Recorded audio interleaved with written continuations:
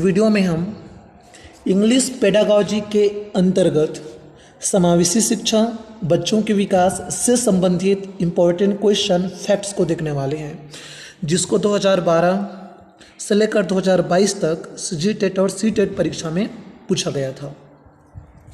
यह video सीजीटेट, CTET और teacher भर्ती के लिए बहुत ही ज़्यादा इम्पोर्टेंट होने वाली है। तो चलिए सीधा प्रश्न स्टार्ट करते हैं।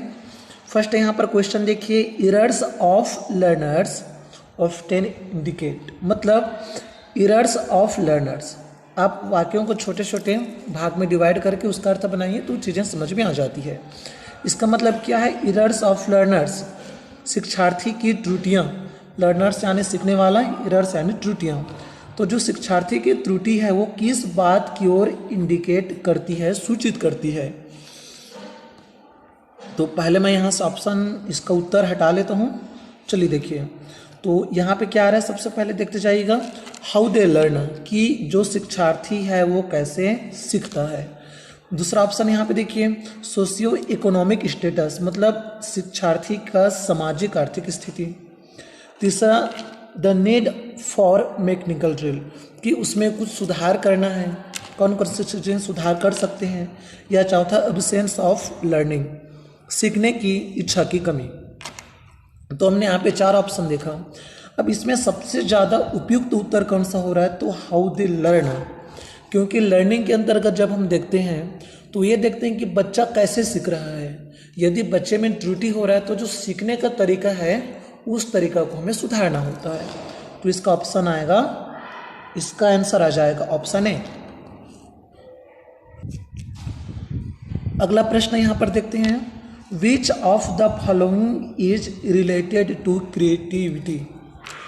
इसमें से कौन सी क्रिएटिविटी को शो करती है, इंगित करती है। तो चलिए इसका उत्तर देखते हैं। हम चारों ऑप्शन को सबसे पहले समझ लें। तो हम यहाँ पे देखने वाले हैं कि कौन सा रचनात्मकता से संबंधित है। क्या कहा जा रहा है, रिलेटेड टू क्रिएटिविटी, मतलब रचनात्मकता से संबंधित। तो चलिए सबसे पहले देखिए, डाइवर्जेंट थिंकिंग, इसका मतलब होता है एक अलग तरीके से सोच। डाइवर्जेंट मतलब क्या होता है, डिफरेंस, अलग तरीके से सोचना समझना।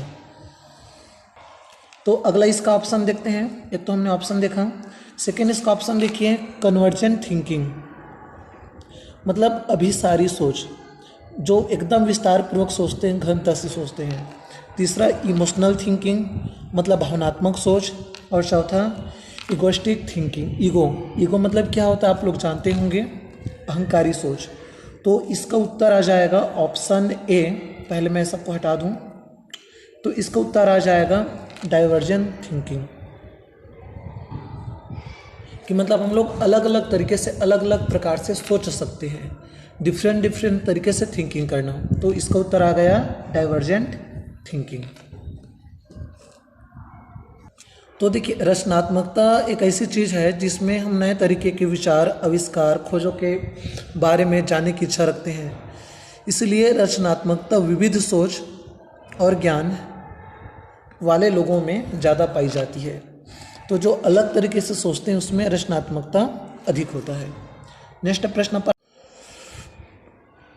तो नेक्स्ट क्वेश्चन यहाँ पे देखते हैं, जो कि समावेशी शिक्षा से इम्पोर्टेंट है। इंक्लूसिव एजुकेशन, मतलब जो समावेशी शिक्षा है, वी शुड चेंज, हमें इसमें सुधार करने की ज़रूरत है। सिस्टम में, इन्वायरमेंट में, चाइल्ड में कि चाइल्ड में। तो इसमें आएगा सिस्टम में, प्रणाली में। समावेशी शिक्षा का जो प्रणाली होता है उसमें हम सुधार कर सकें, तो यह आ जाएगा आपका सिस्टम। उसके पश्चात टू फिट द, किसके लिए, बच्चे के लिए, फैमिली के लिए। जिसके लिए हमें सुधार करना है तो बच्चे के लिए। तो इसका ऑप्शन आ जाएगा, इसका आंसर आ जाएगा system and child, option A. So इसका आंसर आ जाएगा ऑप्शन ए। देखिए, एक्चुअली होता क्या है कि समावेशी शिक्षा सरल विचार पर आधारित होती है। समावेशी शिक्षा में हमें मान के चलते हैं कि अलग अलग प्रकार के बच्चों को हम एक साथ शिक्षा प्रदान कर सकें, प्रत्येक बच्चे को समान अवसर मिल सके और उसके विचारों को हम महत्व दे सकें। शिक्षा में समावेश एक ऐसे मॉडल को संदर्भित करता है जिसमें विशेष आवश्यकता वाले बच्चों को और गैर विशेष आवश्यकता वाले बच्चों को, मतलब सामान्य बच्चों को हम एक साथ स्टडी करा सकें। तो इसलिए यहाँ पे इम्पोर्टेंट है कि हम लोग प्रणाली को चेंज करें, और किसके लिए चेंज करेंगे? बच्चों के लिए। अब आते हैं अगले सवाल पे। तो देखिए नेक्स्ट प्रश्न में क्या कहा जा रहा है, the right of person with disability act.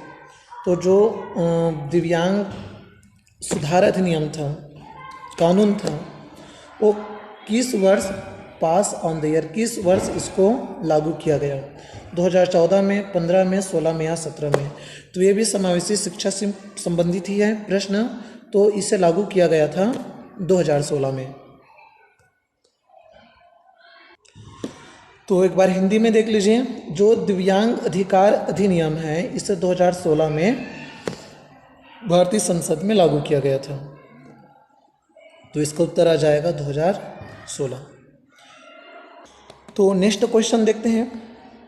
चलिए देखिए यहाँ पे क्या कहा जा रहा है, कंटिन्यूअस एंड कॉम्प्रिहेंसिव, मतलब सतत और व्यापक। कंटिन्यूअस को कहा जाता है सतत, और दूसरा चीज़ है कॉम्प्रिहेंसिव का मतलब होता है व्यापक और मूल्यांकन। तो जो सतत और व्यापक मूल्यांकन है उसके लिए क्या असेसनल होने चाहिए, क्या आवश्यक होने चाहिए? तो प्रश्न यहाँ पर क्या बना कि सतत और व्यापक मूल्यांकन के लिए क्या आवश्यक होनी चाहिए? पहला ऑप्शन देखिए, minimize the accountability of the board of education. मतलब जो बोर्ड ऑफ एजुकेशन है, जो शिक्षा बोर्ड होते हैं, उसके काउंटेबिलिटी को मिनिमाइज करना। दूसरा, कंपेयरिंग द स्टूडेंट, मतलब विद्यार्थियों के मध्य, बच्चों के मध्य कंपेयर करना, बच्चों की तुलना करना। ऑप्शन सी में देखते हैं, correcting less frequent errors than more frequent errors. मतलब जो ज़्यादा त्रुटि हो रही है उसकी तुलना में जो यहाँ पर कम त्रुटि हो रही है, लेस फ्रीक्वेंट एरर्स, उसको सुधारना, करेक्टिंग करना, उसको सुधारा जाना चाहिए।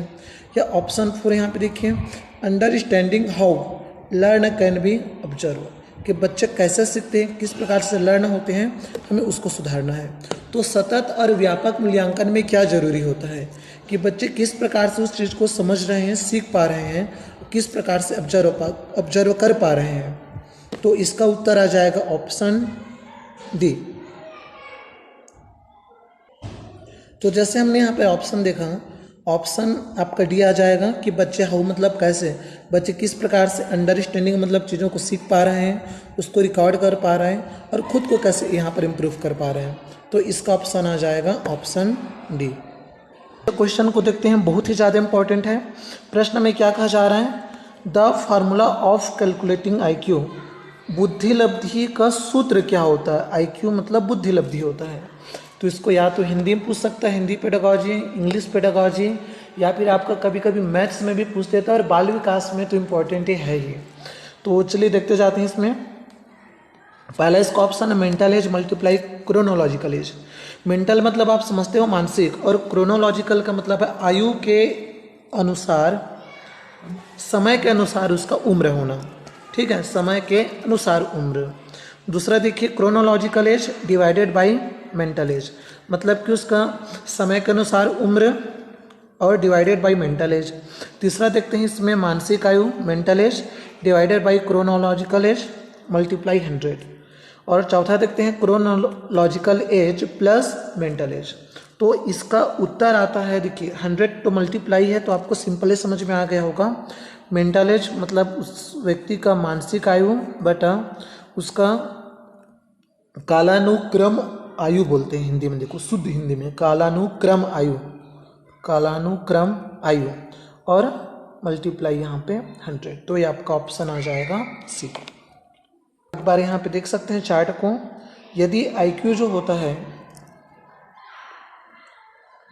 90 से कम हो, देखिए सबसे पहले तो 90 को बेस बनाते हैं, 90 से 109 या 110 को हम लोग बोलते हैं नॉर्मल, सामान्य जो बच्चे हैं।